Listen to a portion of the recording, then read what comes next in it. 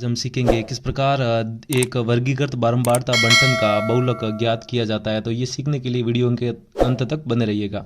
तो यहाँ पर ध्यान दीजिए, हमको एक वर्गीकृत बारंबारता बंटन दिया गया और इसका हमें क्या निकालना, बहुलक निकालना है। तो इसके लिए सबसे पहले आपको ये जो बहुलक का सूत्र है इसको याद करना बहुत ही जरूरी है। बहुलक का सूत्र क्या होता है? आपका बहुलक बराबर L plus F1 minus F0 बटा 2F1 minus F0 minus F2 into H होता है। ठीक है, तो इस सूत्र के अंदर हम ये जो मान दिख रहे हैं आपको L plus L F1 F0 और H है और F2 है, इसके मान हमें इस सारणी को देकर ज्ञात करना है। इस बारंबारता वर्गीकृत बारंबारता बंटन दिया गया, इससे हमें निकालना है। ठीक है, तो यहाँ पर देख सकते हैं आपका जो ये L होता है, L क्या होता है यहाँ पर मैं लिख लेता हूँ। L होता है बहुलक वर्ग की निम्न सीमा होता है। क्या होता है आपका? L होता है बहुलक वर्ग की निम्न सीमा। यहाँ पर लिख लीजिए बहुलक वर्ग की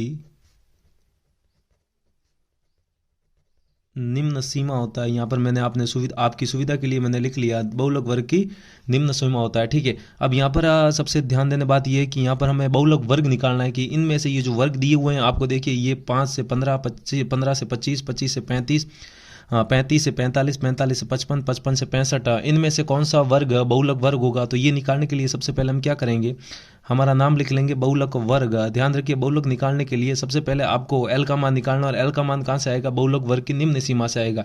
यानी कि बहुलक वर्ग निकालना बहुत ही महत्वपूर्ण है। तो मैं यहाँ पर लिख लेता हूँ बहुलक वर्ग।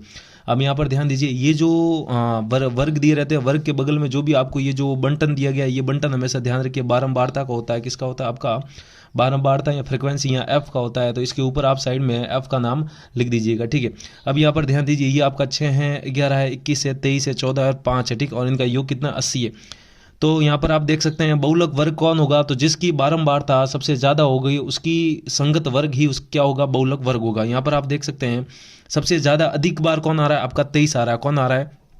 आप देख सकते हैं 23 आ रहा है आपका। तो इसका जो संगत वर्ग है यहाँ पर कौन है? इसका संगत वर्ग 35 से 45 है। ठीक है, तो ये हमारा यहाँ पर क्या हो जाएगा? आपका बहुलक वर्ग हो जाएगा। वापस कह देता हूँ, देखिए आपको सबसे पहले आपको बारंबारता चेक करनी है। जिसकी बारंबारता सबसे अधिक है वही उसका संगत वर्ग ही हमारे यहाँ पर क्या होगा? बहुलक का वर्ग होगा। ठीक है, तो यहाँ पर हमारा बहुलक वर्ग क्या हो गया? 35 से 45। तो यहाँ पर हम लिख लेंगे हमारा बहुलक वर्ग आया है 35 से 45। ठीक है, जिसकी बारंबारता सबसे अधिक होगी वही हमारा क्या होगा? बहुलक वर्ग होगा। ठीक है, इतना हमने लिख दिया। अब हमें लिखना है L का मान। L क्या होता है? बहुलक वर्ग की निम्न सीमा होता है। तो यहाँ से मैं लिख लेता हूँ L बराबर, देखिए ये हमारा वर्ग आ गया। वर्ग को इसको कहते हैं ऊपरी सीमा और इसको कहते हैं आपकी निम्न सीमा। ठीक है, जबकि L क्या है? बहुलक वर्ग की निम्न सीमा, यानी कि L का मान यहाँ से कितना हो जाएगा? आपका 35 हो जाएगा। ठीक है, इतना हो जाएगा।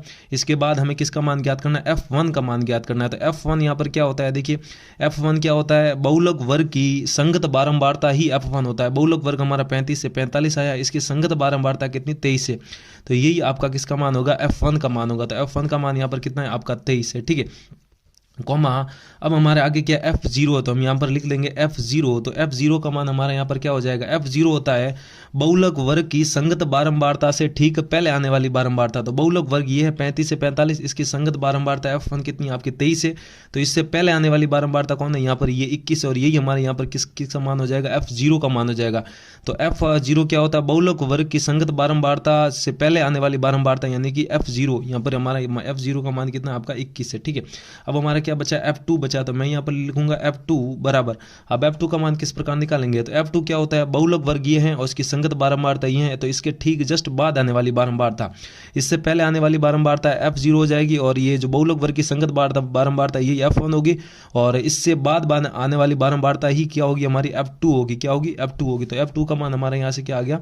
14 आ गया। ठीक है, अब हमें किसका मान निकालना है? H का मान। तो हमारा H का मान क्या हो जाएगा? यहाँ से H का मान होता है बहुलक वर्ग का वर्ग अंतराल। बहुलक वर्ग है ये, बहुलक वर्ग 35 से 45 है। तो यहाँ पर आप वर्ग अंतराल देख सकते हैं, इनके बीच का अंतर कितना है? यहाँ से 35 से 45 का।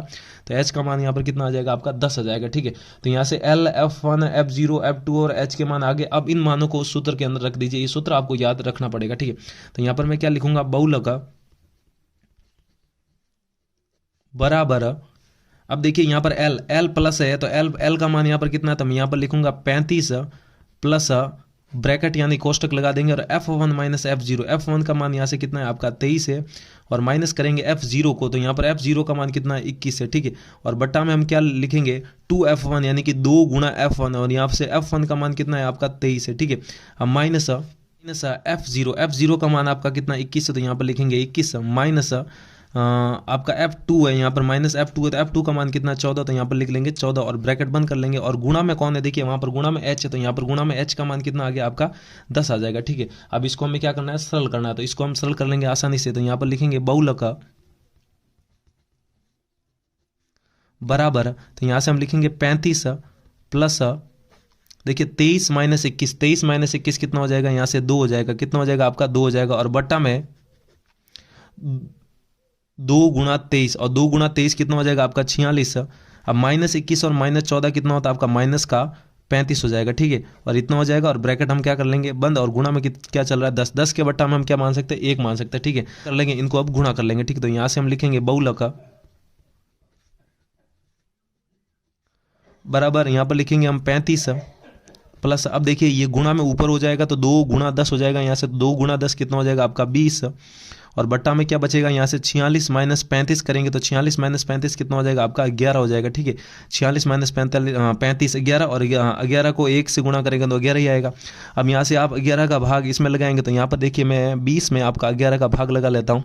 11 का भाग 20 में एक बार जाएगा, यहाँ से आपका 11 आएगा, माइनस करेंगे तो यहाँ से कितना बच जाएगा 9 बचेगा। ठीक है, और अब 11 का भाग 9 में जाएगा नहीं, तो यहाँ पर दशमलव का प्रयोग करेंगे और दशमलव वहाँ पर लगाएंगे, और यहाँ पर आ जाएगा आपका 0। तो 11 का भाग 90 में कितनी बार जाएगा आपका 8 बार, और यहाँ से 11 बट्टा और कितनी बार जाएगा आपका 8 बार, 8 क्या आएगा 88, और 90 में से 88 चला जाएगा तो 2 आ जाएगा। ठीक है, अब यहाँ से हमें एक अंक तक ही हमारा काफ़ी है, तो यहाँ से 20 का भाग 11 का भाग 20 में दिया, तो यहाँ से कितना आ गया आपका 35 प्लस और 1.8 आ गया। ठीक है, अब इसको आप जोड़ दीजिए, तो यहाँ से इसको जोड़ने पर कितना आ जाएगा, 1 35 में जुड़ जाएगा आपका 36, और दशमलव में आपका कितना है 8 है। तो यहाँ से हमारा बहुलक कितना आया इसका, तो यहाँ से बहुलक आ जाएगा हमारा 36.8। तो ये जो हमें दिया गया था, यहाँ पर देख सकते हैं आप, इस वर्गीकृत बारंबारता मंडन का हमें बहुलक निकालना था, और हमारा अंत में बहुलक कितना है 36.8। तो उम्मीद है आपको समझ में आया होगा। समझ में आया तो वीडियो को लाइक कीजिए, और ऐसे ही वीडियो पाने के लिए चैनल को सब्सक्राइब कीजिए।